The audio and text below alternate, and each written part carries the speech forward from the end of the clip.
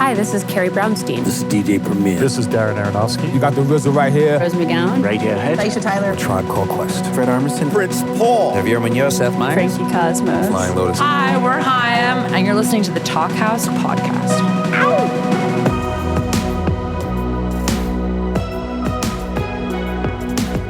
Hello and welcome to the Talkhouse Podcast. I'm Josh Modell. This week's episode is particularly exciting for me since my two guests are also two of my favorite songwriters and singers ever, and they happen to be big fans of each other's. It's Matt Berninger and Eric Bachmann. Now, Eric Bachmann was a massive part of the 90s indie rock explosion as the snarling voice behind Archers of Loaf, a band that released 4 incredible albums in its relatively short run. But Bachmann ditched most of that genre's signifiers afterward and has spent the last quarter century writing and recording incredible songs both under the name Crooked Fingers and under his own name. His records are more in line with Tom Waits or Townes Van Zandt than Pavement, no diss on Pavement, and his deep catalog is worth a deep dive. You could start pretty much anywhere, so it might as well be with the brand new Crooked Fingers album, Sweat Death. It's the first time Bachmann has dusted off the Crooked Fingers name in more than a decade, I'm assuming because it sounds more like a fleshed out affair. He also invited some friends to provide backing vocals on a few tracks, including Superchunk's Mac McCaughan, Sharon Van Etten, and today's other guest, Matt Berninger of The National. Check out a little bit of the Crooked Fingers song From All Ways, which features Berninger's distinctive voice. You're only freaking out because you can't see clear. From all ways, I can see right through you, and there's no way out. The whole thing's made up in your mind, turning you upside down. Fun fact, when the first 2 Crooked Fingers albums were reissued about 10 years ago, Bachmann asked 2 of his biggest fans to write the liner notes. One, I'm proud to say, was me, and the other was Matt Berninger, the intense baritone frontman of The National. As you'll hear in this chat, Matt has been a fan of Eric since back in the Archers days. Berninger, of course, has had an incredible career in roughly that same time frame, leading The National from small clubs to huge venues with a thoroughly unimpeachable catalog of smart, dark songs. These two have those adjectives very much in common. In addition to fronting The National, Berninger has stepped away on occasion for side projects and solo records. His latest release under his own name is Get Sunk, which came out last year. He's about to launch a Canadian tour, followed by some dates in Europe. Catch him if you can. Solo shows are a different vibe than The National, but no less worth your time. This wide-ranging conversation starts with a discussion of Bachmann's recent heart attack, a scary situation that's going to keep him off the road for a bit. They also talk about working together on From All Ways and a semi-secretive new thing that they've been hatching for the past couple of years. It's a great, deep chat between two guys who obviously admire each other's work a lot. If you're not familiar with both, once again, I strongly suggest a deep dive. Enjoy the episode.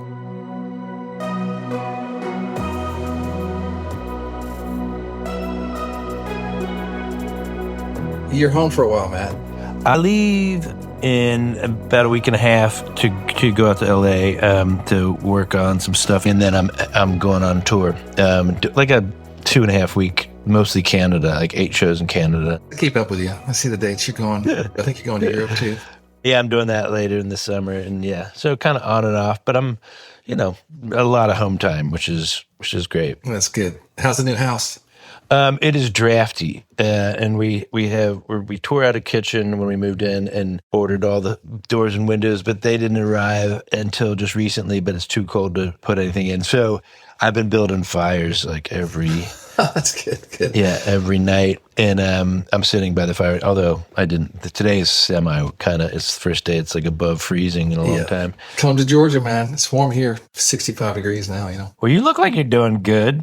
I mean, I'm considering, yeah. I had a fucking heart attack. Yeah, that was crazy. Yeah. I know. You want to talk about that? Sure, I can talk about that. I mean, I got lucky because it was my RCA was completely blocked. I'm oblivious to all this. I'm just living my life, Yeah. I'm not aware that I'm in any danger whatsoever. And I was actually on tour, and my chest hurt a little bit, but I just thought it was something else. And so I just lived right through it and played shows. The day I had a heart attack, I played a show. I guess the heart attack, I was in Malibu. I had played in Highland Park, and then I felt kind of bad after that show. And then I woke up the next morning in my hotel, and I started driving up to Sacramento. So I played in Sacramento the day of my heart attack. Wow. But what happened, why it wasn't so crazy, why I could do that, was because I grew, like Wolverine, I grew 2 collaterals around the blockage. They had grown while it was slowly stenosing. The other thing is my heart doesn't have many blockages. It's not like I have all this stenosis. It was just that one spot that was messed up. Ugh. Anyway, so But that's a good thing. So I kind of saved my own life by having those collaterals. The natural bypasses went around it. But now because it kind of healed itself, it didn't heal itself exactly right. So I have all these bad arrhythmias. Well, you look good, considering. Yeah, I feel good. About every 3 or 4 days, I have kind of a little panic attack. I have a little where the palpitations get so bad. Yeah. They're PVCs. It's not AFib, it's PVCs. Everybody knows about that. Yeah. Anyway, have you ever had anything health-wise? I mean, other than like depression, I mean. Well, that's a serious thing, though. Yeah. Yeah. That's the worst, I would say, like kind of health crisis I've had was a deep, long, 8-month depression. And I feel like we've talked about this a little bit. We have, but Yeah. I wonder, did you have any panic attacks? Not technically where you're short of breath and all that kind of thing. Right. So no, I don't think technically they would have called it panic attack. But I will say that in in the worst parts of that sort of depression, there was a lot of insomnia, and it got to the point where I was kind of in a constant low grade panic attack. I mean, irrational anxiety about everything. But you ask about like a medical thing. It was a medical thing. It was just no serotonin or whatever, whatever technical chemicals are going on in your brain and everything like that. Yeah, I was in antidepressants and different things and things that helped me sleep. That's when I started getting sleep. I was able to sort of like come out of that sort of mental crisis, but it felt like a panic attack. I wasn't sleeping at all. I was just tossing and turning, for 10 hours in bed and then spending the rest of the day in bed too. The sleep thing that's the cardiologists tell me that's because I've had chronic insomnia my whole life pretty much. And it's not even, I never viewed it as a negative thing until now, where I just got a lot of work done, man. I would wake up and I wouldn't be able to sleep. I'd go to bed at like 1 a.m, and wake up at like 2:30 and just, I'm not sleepy anymore. I'm going to go work on this song. Yeah. I sit in front of my fork chuck and chain smoke, until I was about 37. And then now I just took the smoking away, but then kept, and I just chalked it up to a good work ethic, Yeah. I don't sleep great normally. And I wake up and I'm up for 2 or 3 hours, in the middle of the night all the time. And that's been like that, Be careful, buddy. for 15 years. Yeah. I am trying to get more, but, but this was like a deeper level of, like chronic anxiety, insomnia, but then, I'm so far, I'm lots of wood around, but, I think for a guy who drinks too much, and doesn't eat well, spaghetti and martinis and red wine, and so, I now it's catching up to me, I'm 55. I was at 55 a couple of days ago. How old are you? I'll be 56 in a month. Okay, so we're both 55. Cool. The sleep thing I particularly relate to because we're different though in that sense, like where sleep sounds like it influenced or caused a lot of the depression. I think so. When I look back on it, like I think what I would say is like mental meltdown, where it's like my brain is not working anymore. It was the insomnia, the depression and the anxiety. And it was pandemic, all these things, like there were causes for the insomnia, but I think the insomnia was the thing that really melted my wires, where I was like not really functioning, so. But then it was kind of a little bit of antidepressants just for a little while. They kind of raised the floor, but then mostly it was just kind of time and just kind of slowly climbing out of all those things, those anxieties, and it was a slow process of just getting mentally healthy again. Navigating all that with a kid too, man. That's been a thing for me because I don't know how old your daughter was at the time this was happening to you, but I got a 9-year-old, and so he knows damn well what's going on. They're smart, they know what's going on.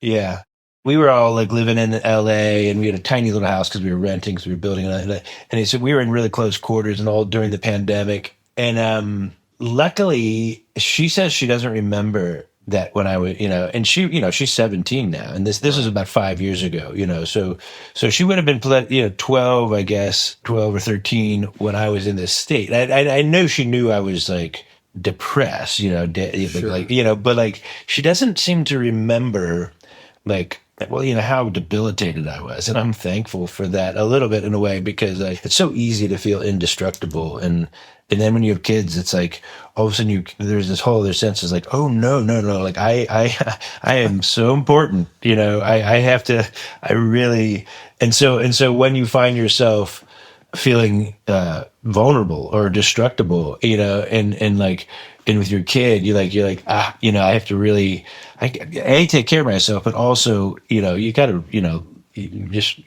make sure your kid isn't taking on all that anxiety, and it's hard. You still got to show up for them. You still have to be, in your mind, to be weak around. Right. Yeah, that's the funny thing. When I was in my deepest state of depression, I did not leave the house. I barely left the bedroom, but I did take her to school and pick her up every day. I just it was the one thing I could do in the world where I could go just get in my car and drive her to school and do that thing and just be there. And so that was the one thing. I was like, okay, the rest of my life is falling apart, or whatever I thought. It's a hook you can grab onto. Yeah, sure. Yeah, I was just like, just be able to just be there with your kid.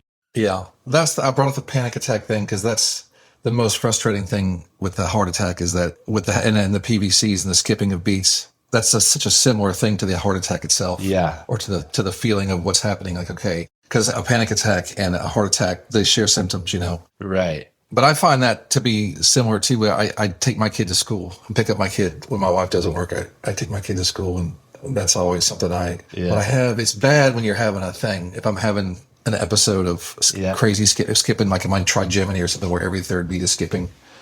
Yeah, and you can feel that happen. Oh yeah, it's horrible. Yeah. And then your panic starts kicking in, and you have this thing. You have to start doing deep breathing exercises, and there's people around, and you're like, "Fuck, man, this is not good." That sucks. It's only happened about 3 times since October since it happened, but wow, when it does, it ain't cool. It's not good, So yeah.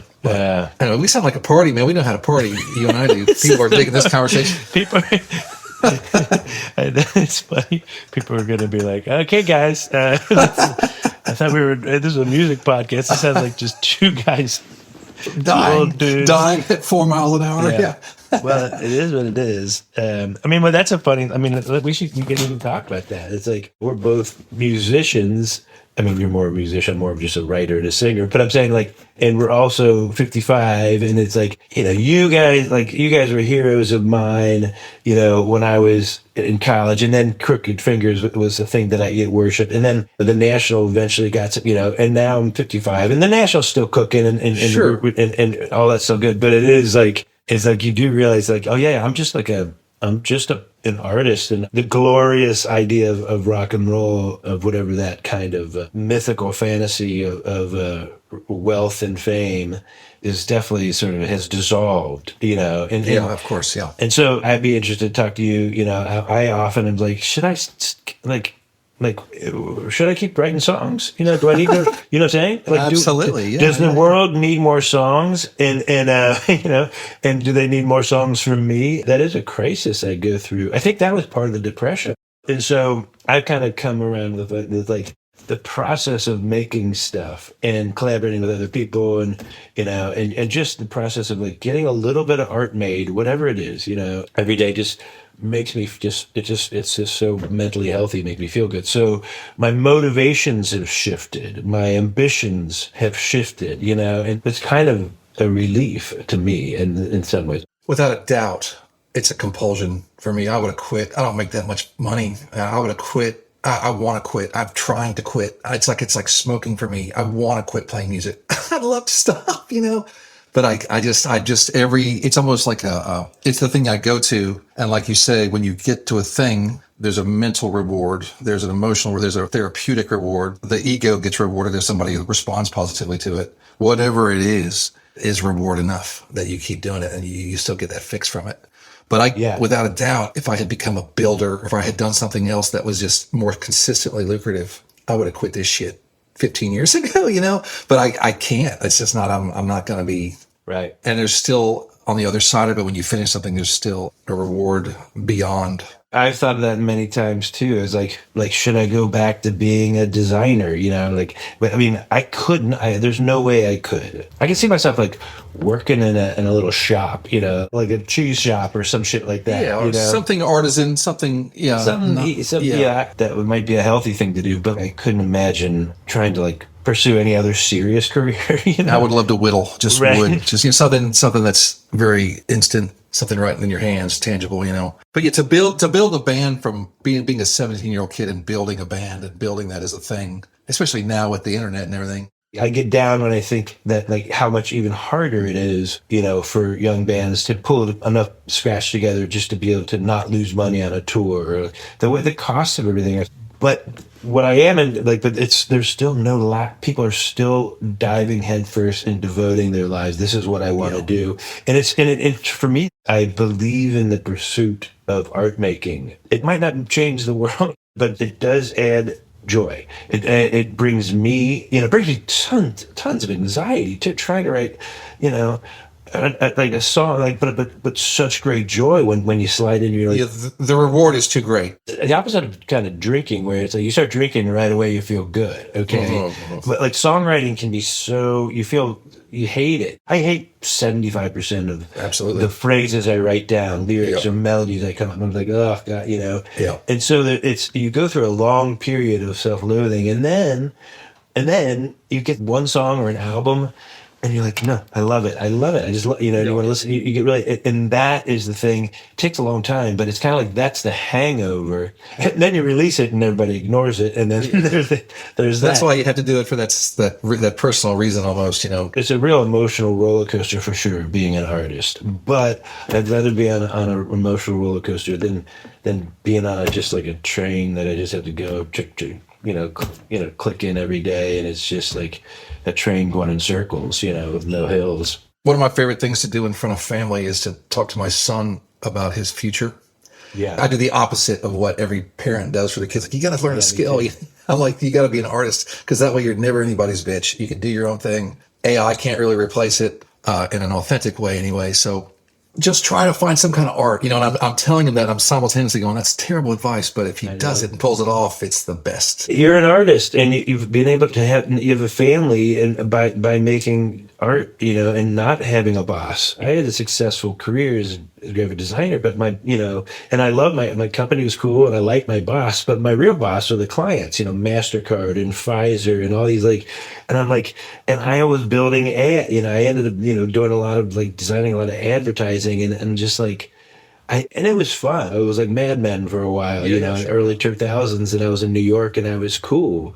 But after it, I did it for 10 years, but, and the band was bubbling in the background, but when you tasted that, I don't have to go, I don't have a client. You do have deliverables, you have if you are lucky enough to get a record deal, you got to deliver something, and it takes a lot of work, and that's a lot of stress, but if you're just making this thing that is completely, no one needs it, but it could bring so much joy. And we've talked about this before, but you're one of many artists that have certain specific times in certain, when music was actually a necessary, like a healing force, right? And it can be. That's what when people talk to me you don't know your music saved my life. I'm like, they kind of mean it, and I believe them. Yeah, I believe them, because it's done that for me. Other people do Totally, that for me. obviously it's done that for me, and that's why I remember I was in a very low state, really depressed state, when I was traveling with a girlfriend. We were breaking up, and we were traveling through India, and I was traveling with two Swedish people and a guy from Ireland, and the four of us, we were two couples, and she was great. It was great, but it was just this one of those things where you just know something's. And then we were traveling through India, which was beautiful, yet also with the crisis I was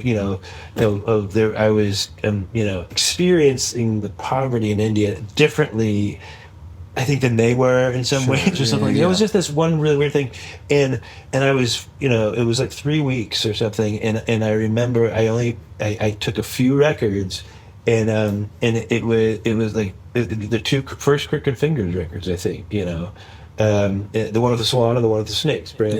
I had probably a total of 10 albums, but I remember those things. I had them in my headphones, and I was just felt very lonely. And I can put myself back into this, a cab going through the mountains in India, listening to those songs, holding on to a buoy in the ocean, kind of. Sometimes music. Were can you be single that. at the time, or you were single? Yeah, at I the was time? single. I was single, and it wasn't like it was like a terrible. It wasn't like a divorce. We'd been dating for a little while. I was just in maybe in a depressive phase, and I think maybe that's why I knew this relationship wasn't going to work, because she was like, "Why are you always so depressed?" But that's right around when the National was starting. This was the National is before, obviously before I met my wife and everything, but we did have one or two records out, and so or something, we were doing stuff. So I was listening to this stuff, and I was, it was so inspiring. I remember, it was right kind of in the beginning. I can't, but what year were those records? 2001, 2000. I think the Swan was 2000, yeah, and Snakes was 2001.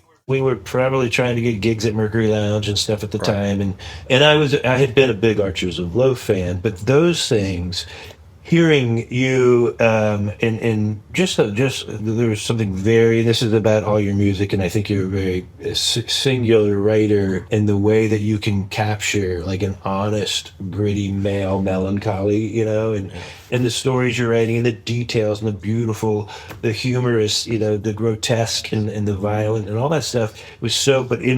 So I remember, for some reason, like, yes, coming back to like telling your kids to be an artist, it's just like, if you can have that kind of effect, on the world, on a total stranger, who's like in a cab in India, who's depressed as shit, and and like, you don't know that. You don't, like, you put out your stuff, and you like, okay, you get some attention, and you get some good reviews, you get some bad reviews, you get, you have fans out there, but sometimes you lose sight of, like, on an individual level, how much, like, even if I wrote 100 songs, only one of them made one person feel good during a breakup, when they were in India, kind of worth it, right? Yeah, well, you've done that exponentially. I mean, you get told this by people, and then it's easy to get jaded by that or something, or just. Well, I think there's a wicked irony to that, because I know how self-loathing you are, man. I know you're not seeing it that way. I mean, I know that when you're by yourself, you're not. I'm not either. No. I think that's why I think we're fans of each other. I think all my favorite writers hate themselves, are always writing about how much they hate themselves. There's a self-loathing inherently emanating and just oozing out of what they're doing. Yeah, that's right. Totally. It just sounds guilty. It just sounds and then people like, and then the National is a very passionate fan base and you can, jump right to it. But like all of that is real, and all that love, and I feel that towards, like, when I see Michael Stipe, and like I always feel like an asshole. I just feel like I'm annoying him, and I don't think I am, but I'm just not myself when I'm around him, because he's such kind of a mythic character. He always will be, like, even in real life. I mean, he's wonderful, but and all these different people that. But so there's a funny thing where you do have a weird relationship with your own fans, these people that you have affected. Maybe if they're buying tickets, like, you really got to them at some point. That's right. And so all that. But then what happens is, like, on tour, like, you go up and it's a struggle to, like, perform. I mean, I think it takes a lot out of me performing. Just getting yourself put together enough to walk out in front of all these people and entertain them, and like, it scares the fuck out of me. I have to entertain people for 2 hours, and I have to, like, not lose my shit. And I particularly in your case, and bands that have this authenticity to the lyric, you're presenting, but it's also very revealing and vulnerable. So you're presenting something that's actually very authentic and coming from a real place in your body, in your mind. Well, you do the same thing. I mean, like, when you're up there, the type of songs that you write, and I think hopefully I write, you can't really just phone them in. Like, they're heavy, and you kind of have to carry the weight of that song. Even if you try to just do it by rote, and just do it along. The songs suck you in. 2.5 hours on stage, or whatever, and the songs move me, and of course, there's all the anxiety of the performance, but then I can pretty much get past the anxiety, like, usually now much better than I used to, and deeply into the songs and the music. And when that happens, though, I lose my mind a little bit on stage every night in the music and everything, and I kind of have to because it's a much worse feeling. Yeah. To be up there and to be like, oh, how many more songs do I have? And I've been there, like, please God, like, please let this get me be through over it. soon. Yeah, get me through it. Those happen, but those don't happen to me as much. But I go because I really dive in. But the diving into all that emotional stuff, you're performing a thing you performed over and over again, but it's a real emotional thing. I do feel emotionally pretty beat up after every show. Unfortunately, that very achievement is why you might have had so much success, though, because people are responding to that. Yeah. But they respond to a lot of things. They're responding to the craftsmanship. They're responding to just a person. Like you talk about Michael Stipe. You can count them on maybe two hands. These singular voices. You hear it and you just know that's Matt from the National. That's Matt Maybe. Berninger. Oh, that's Maybe. Michael Stipe. Oh, no, definitely. And you have a specific sound to your voice that sounds like nobody else. So you have that going for you. And that's a thing. But when you can get the performance to the intensity that you get it, people respond to that. Like the going into the crowd, which I started doing a long time ago. How powerful that can be when that happened, and Yeah. But then you find yourself like, oh, but if I do it every night, then it becomes a bit. It's our gimmick. It's our thing. Yeah, right. Right, and so you're always in this thing, but that's always the song. Like I've done this song. There's songs I've sung this in rooms of strangers over 1,000 times. This song, and even when by the time you're in a recording studio, you're still trying to recapture that that happened in your brain when you were the writing and the true authentic thought, the gooey blurry thought that captures the emotional truth in music. So like when you find it, that's that thing. But then you keep going back to it, and you're trying to like not fuck it up. And then it gets to the point where you put the record out and you master, record it, and you do your vocals 10 different times, and then you're touring night after night. You keep going back to this one little magic. All the songs are kind of like a little magic crystal or a crystal ball, and each time you have to go in and sort of make that spell work. But that's the only way I can do it and enjoy it. So it's emotionally rattling on a repetitive level, and then you had the trick, not to be, but I mean it is hard to be a traveling musician and touring thing. There's so many factors that are happening, like physical exhaustion, emotional exhaustion, homesickness, all these things that are going on at the same time, and insomnia and not getting proper sleep. And it can sneak up on you. Touring, it's kind of like the frog in the water. Sometimes you don't realize until, week 3 that you're in a weird place, Yeah. And it's like you're in the middle of the ocean. It's like whaling. It's like it takes you 5 days to get out there, and then you're out there and you can't just, I'll just go home. You can't get tickets were sold for another week, or whatever, and you promise, and you can't, and you got to get there. And so then that's when there's like sometimes contempt comes into it. You start to hate the art that you're making and the people that even like your art. You start to hate your own art. Yeah, it becomes I know what you mean, though. But there's a weird thing that it's a self-loathing, and it starts to infect the whole thing. And so it's but again, back to our kids, I still think it's worth it.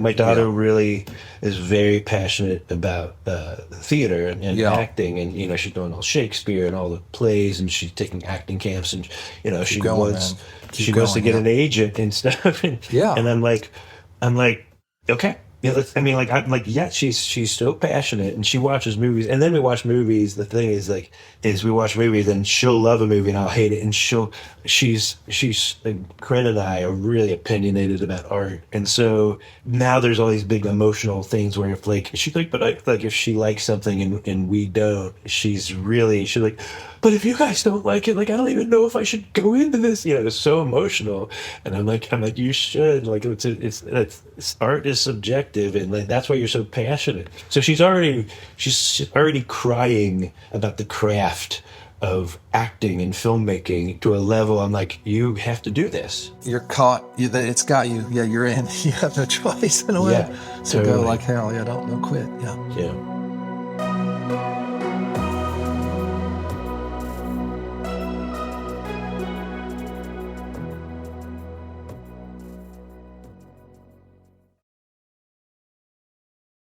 I think you're doing the right thing now. But also saying, like, you know, you can make money. There's a lot of ways to make money, but don't give up on being, like, if you've got any party that wants to be an artist, just keep that flame going and do it and pursue it. And like, and that you know, your side hustle or whatever that means. Yeah, still worth doing the artistic endeavor.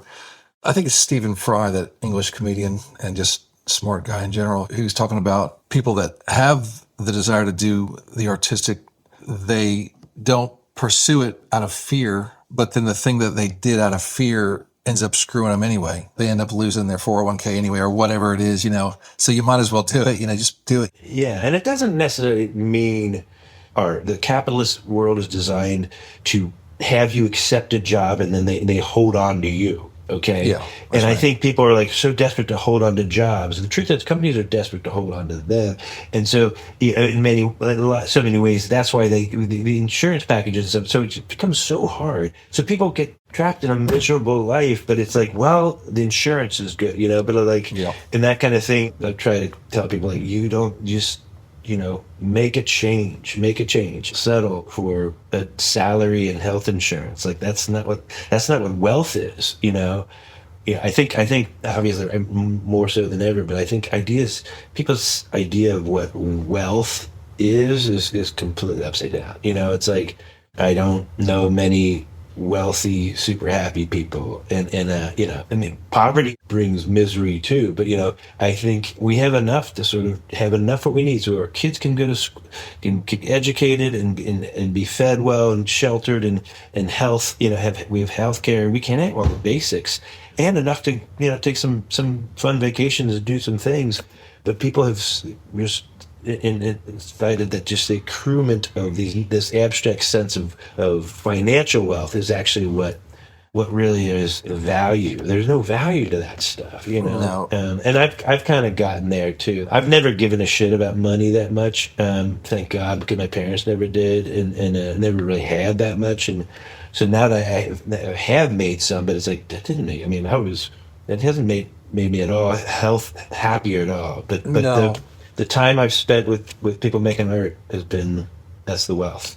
Well, the money would just be the thing that allows you to not have to worry. So you can do those things, you know, but people don't view it like you're saying. They don't see it that way. They're like, the money's the actual thing. Like, well, that's fucked up. That's not the thing that's going to, people aren't happy doing that. So, but your new record, Sweat Death, do we want to talk about that? Yeah, I mean, this is promoting it, and I'm so grateful to you for singing on it. It's kind of a funny story how you ended up singing on it, because I was wanting you to sing on it, but I was too shy to ask you, and then you brought it up without me telling you that. I mean, I loved it, and I was like, and then there's that one song, I was like, God, I kind of want to sing on this one. It's perfect for your voice, you know. And then, but what's funny about it though is when we had heard the song, my wife and I had the song and it was done, and you haven't heard my version of it where I'm singing this. It's the song called From Always, and I'm singing this really low part in the chorus. And Matt and I you and I are trading demos, and just not demos, but just our albums back and forth. And I had sent you some of those songs for my new record that wasn't done yet.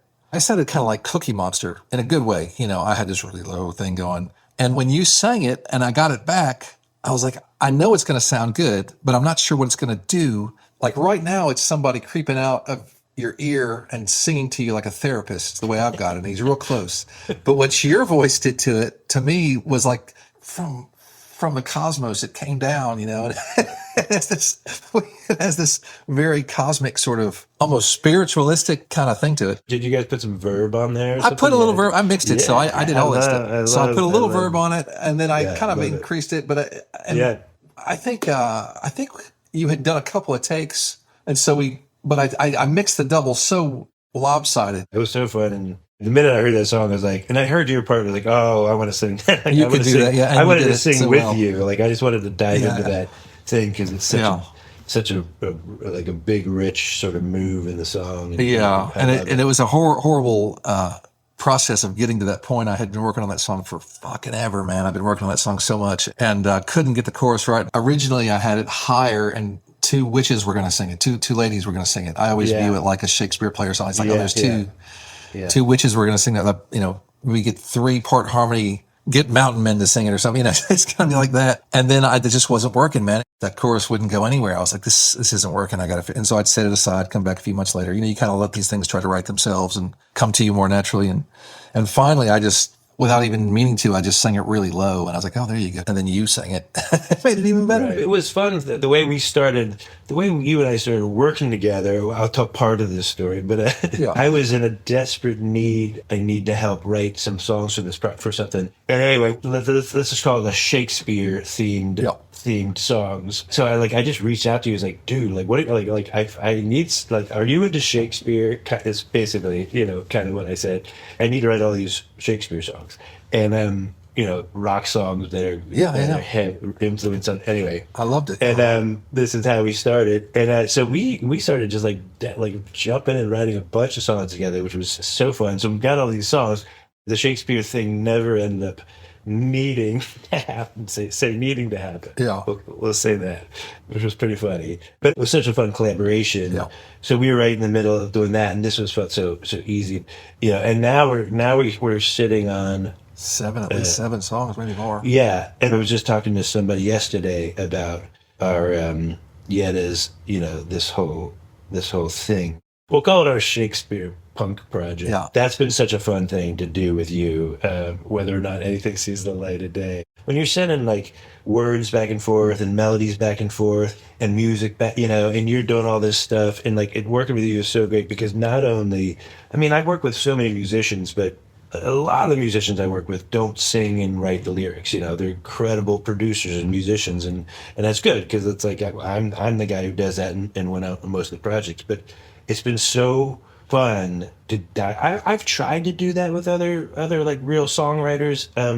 It's real hard to get in a room and talk. I talk about songs with Michael Stipe and all that stuff, songwriting, but you and I were like kind of, okay, here it is, like here's, what do you think of this? And we were actually cooking in together, and to do that with a lyricist and a singer, I don't always get to do that like that. Yeah, I think there's a respect there too. I feel like the writing thing is such a fragile, you've done this a long time and I've done this a long time. And when you do it a long time, you don't necessarily figure out things that work, but you do figure out things that don't work. You understand, if I do this now in this context, I've been in here before, I'm going to choke this idea. This is going to not work if I go here. And I think working, we didn't even have to say anything, but I could feel that, like, okay, I'm going to send this. This lyric, I would never keep this on my own, but I'm going to send it to Matt because, right. Or I would send something that I thought was really good too. Right. Whatever. I'm just sending it. Here's an idea. Let's go with it. We didn't ever talk about it, but I have to understand before I get into a writing relationship with somebody, I would have to understand, like, they're not going to make fun of me for having a shitty idea. Right. And then you've got to trust them on that level. Like, they know the traps, just like I know the traps, so that I can send them knowing that trap's in there, and and then what's great about somebody like you is you just go somewhere I didn't even think about. And that's why I won't mention the song name, but there's like 2 or 3 songs I'm thinking of right now that happened. Yeah. Where it's like, oh yeah, there it goes. And then like something you'll be blocked on, you would send to me. And I was just like, oh, that just came out. It's a little sappy, but in the context of what we were doing, it didn't matter. Well, that's the thing. To go sing a song that words I wrote about myself or a story, it's like stand up in front of, or like go into a room with a microphone where everybody's trying to capture your voice and sing a song about yourself. It's humiliating, right? It's the potential for humiliation. It's just it's an embarrassing thing to even, to a certain extent. Like I that's what I'm saying. Like art, like to say I want to be an artist, it is. A lot of people roll their eyes because it's like saying I don't want to work. Right. I don't want to do what the rest of the world is. I want to do this fancy thing that only I can do. And whether it's being a painter or writing a novel or whatever it is, you're like but then specifically, like for me, I can't even play the guitar. So it's just like I'm just gonna tell you stories about that come out of my brain about me or about whatever, and I'm gonna sing them in a melody with lights on, and you're all gonna pay money, to come stand and watch me or buy this recording. I'm embarrassed a little bit, and so when you're writing lyrics and you're sharing something, like, listen, I have to fucking sing this. I have to sell this. Does it work or no? But I think the thing, talking to another artist, is like the embarrassing things, the things that you're like, this might humiliate me. those are often the best ones because that's what people want to see. People want to see you almost humiliate yourself. Yeah. Well, and they've humiliated themselves and they relate to it. I mean, people go see live music and see like a bunch of strangers stand up and they make a bunch of noise and they sing songs about themselves, right? It sounds ridiculous, but like that the truth is people champion, like they want to go see human beings trying to be special. It's a funny thing. I'm going to be a little mean, not mean, but just, it's funny to hear you talk and this happens to people that have iconic voices like yours, you have this thing that you don't realize you have, like I don't even play guitar. Like, no, Matt, you don't play guitar, buddy. No, you don't. No. But you don't understand. You have there's a sound in your voice that's totally iconic. You can't hear and you can't see it. You choose not to see it so you don't lose it or whatever it's it is. Hard. I know, it's like, it's so funny. My wife, listens to the demos and she's heard me, but she's off. She's like, one of her biggest critiques, she's like, I don't really know if I like the way your voice sounds, That's my thing. Like, what are you talking about? I'm only at. I'm like, no. I'm like, I need help with the lyrics. And like, if the lyrics and my voice, So it's funny. Like I listen to my voice, and I half the time I think I sound great. And Corinne will hear, she's like, you sound like you think you sound great. That's why it sounds bad. Right. And so you lose perspective on. That's a good partner, though, man. That's a good, honest partner, though. It is really good. I know it is. But I think Michael Stipe and I get along because, we have that same thing because he's not really, he doesn't. He doesn't play anything, but he didn't. No, yeah. And I definitely like the Desner brothers, and then Peter Buck and Mike Mills. I think he got so much attention, but it's so there's that friction there where it's like I think he understands like I really have a lot of respect for lead singers. Yeah, exactly. Yeah, and it sounds like a self aggrandizing thing to say, but it's a particularly hard gig because you don't look that cool without a guitar on. It's like comedians. It's like you're up there, you are alone, man. All you have is your voice and then your mind. You have to use your body. I have learned to kind of enjoy that thing. And like going into the crowd and all that, the physicality of performing. I used to stand there like this, with a cigarette and a microphone, and just like I was in a sarcophagus, just just hiding in front of everybody, totally hiding, trying to just not be there, because it was just weird. It just feels it's so humiliating, and then you start to learn So, and Michael Stipe's one of those incredible performers, Nick Cave is too. You learn to be a dancer almost, It's a whole other skill set. It's like David Bowie. There's a whole other theatrical thing that people don't understand. Oh yeah, no, totally, David Lee Roth, anybody, it's just like there's a whole other difference. Mick Jagger is a perfect example of just master, he's fantastic. If he's a physical, he is his whole body is the singer, his whole body is singing. It's so fun to watch that famous Mick Jagger, the Rolling Stones playing with it's famous footage with James Brown, and it's always presented as a humiliating thing for the Stones because you can see Mick Jagger sort of trying to get through the night after James Brown does his thing, and I understand that. I understand what people are trying to say about that, but it's so wonderful to watch somebody learn what they're doing, and they're doing it in front of people, and you see him struggle, but then you sort of see in his eyes that he's still going to do it. He's still going to figure it out, and of course, as we've seen the last 50 years or whatever it is, he figured it out and he became his own thing. The idea of not only the songwriting and your vocals and your lyrics you're writing, but like your facial expressions, your arm movements are as weird as the lyrics, Yeah, absolutely. Are as funky and strange and like, what the hell is that about? And like when he does his weird chicken dances, all that kind of stuff, it's like he's full body manifesting individuality. It's right? That's what it's so about. Singular, absolutely. Yeah, it's like I'm a free thing. Anything I do, whether you're Alice Cooper or whether you're Tom York, they're like I'm letting my body do whatever the fuck it wants, and like all of it, every cell of my body, not just my brain, and because I'm in the Stones and these songs are great, but every cell in my body is rocking out, is being its own freak, And so his whole body moves away. When you see a human being that free, you're just like, how did you get there? And they pull you into it, and everybody starts dancing. Where does that conviction come from? Because I've always had a guitar in front of me or a piano or whatever, and I think it's just because I always felt insecure. About at some level you feel like, well, it's okay because you're writing and you're playing, and that's cool too. But it's when you see people doing just that, just like frontmen, they're just singing and performing. That takes a level of conviction. That what comes first? Like, are you convicted from age 4 and you just have the conviction, or do you just like you're really unconfident and then you develop? I mean, the fact that I became a lead singer, there is part of it where, like, even my college band, I kind of was a bit of a ham. I was kind of the class clown. I was like, I had a big personality in college, and the band kind of coalesced around me in a funny way because And they all knew how to play instruments, and one of them, Mike Brewer, who I still write songs with, and Scott, both those guys. But they wanted me to sing. I was like, I can't, But it was just, and I was like, yeah, sure. Because we would go see things, in local bands in Cincinnati, Brainiac, and then there's Guided by Voices in Pavement, and right. There were these bands, and you guys in Arches of Love. There were these bands that like, oh yeah, I can do this. Like in a way, like.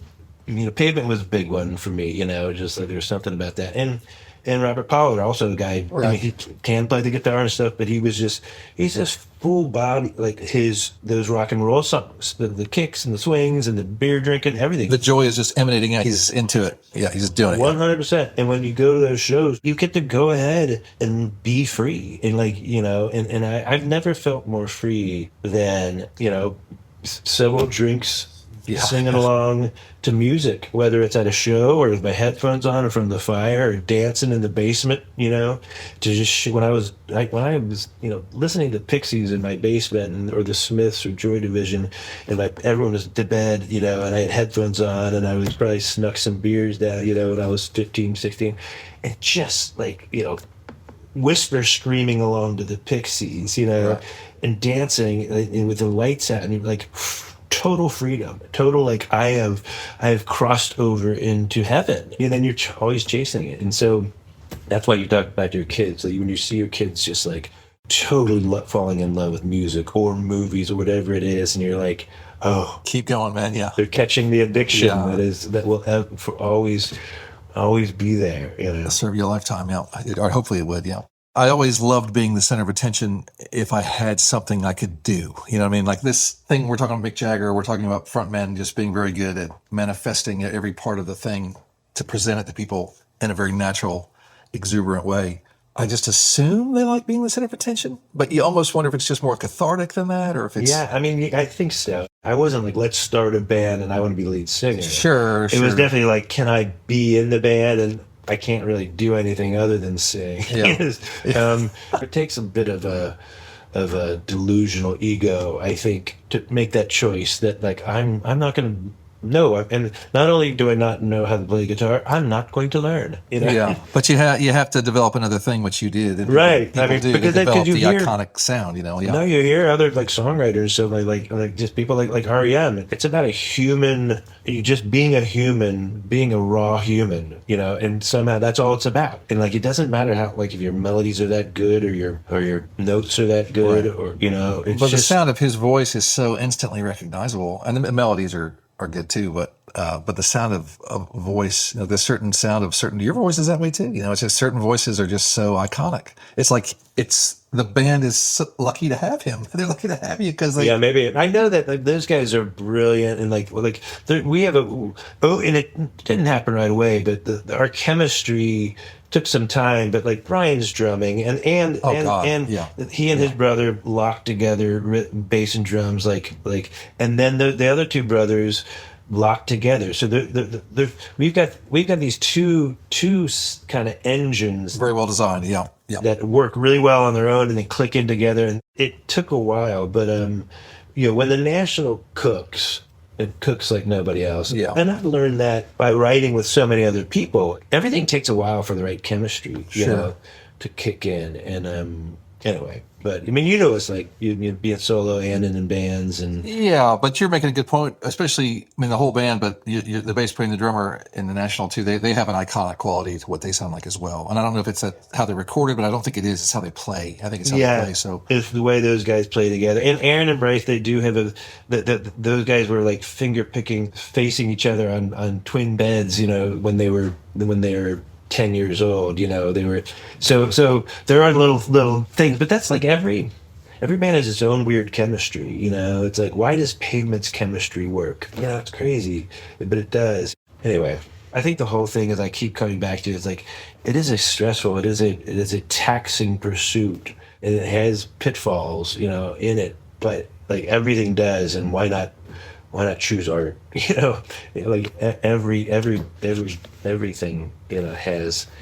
has ups and downs. I'm so happy that I'm still doing it, and hopefully I'll never stop, because the most unhappy I ever was that year where I just stopped, and I thought I never would again. I've tried to stop. I've tried, and I just can't. And I don't say that like, I just can't. I love it so much. It's not like I love it so much. It's that you get up in the middle of the night and you're like, well, I'm compelled to do something. I have to do something. And I don't want to eat. And I don't Right. want to watch a show. And so I'm going to do this Right. thing that's just occupied my mind. And if you get to the place, it's so rewarding, if you can find the thing. And then when someone tells you that it moved them later, 8 years later, you're like, okay, it got them too. Well, when you get your headphones on, or I don't know how you do it, you're sitting with your guitar, and I'm listening to music, and I'm just trying to like sing along. You do go to a you can put something on a loop where you're just trying to like just slide in. It's meditative. It is a of, you can, and you'll find yourself, after you've been writing for like 45 minutes, or like you've been in that, you have to kind of come for breath, and you realize, oh my, you're so tired. I can only really like do a couple of hours where I'm really, really kind of, in it and working and trying and writing lyrics down and have my headphones on. After a couple of hours, I need to take a couple hour break, because it's so exhausting. Just sit, you might just be sitting on the couch thinking, and just trying things and trying to find a new chord, or like, where should it go there? You're like, you go over and over again. I don't like that melody. I don't like it. You're just doing, after an hour, at 45 minutes of that, you like, it's physically exhausting. It's strange. It takes a lot of brain power. It just totally sucks all your force, your life force while you're doing it. For me, it does anyway. Well, anyway, you accomplished. You finished Sweat Death. I got Sweat Death done. Yeah, it's done. Well, we still have to do our Shakespearean punk experience. I'd love that. Yeah. As soon as Well, I was talking to Liz about that, my wife, and she's worried about me because she knows I go into a bad spot mentally if I don't tour. If I have to stay home, and now that I have this condition, I don't know if I can tour again. And she's like, "What about that project with Matt?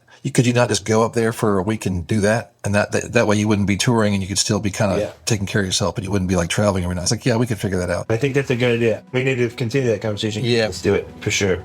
All right. Thank you, Talkhouse, for having us. Thank you, Talkhouse, for having us. All right, later. Later on. Y'all have a good night. Bye, guys. Thanks for listening to the Talkhouse Podcast, and thanks to Eric Bachmann and Matt Berninger for chatting. If you liked what you heard, please follow Talkhouse on your favorite podcasting platform, and check out all the other great shows in our network. This episode was produced by Myron Kaplan, and the Talkhouse theme is composed and performed by The Range. See you next time.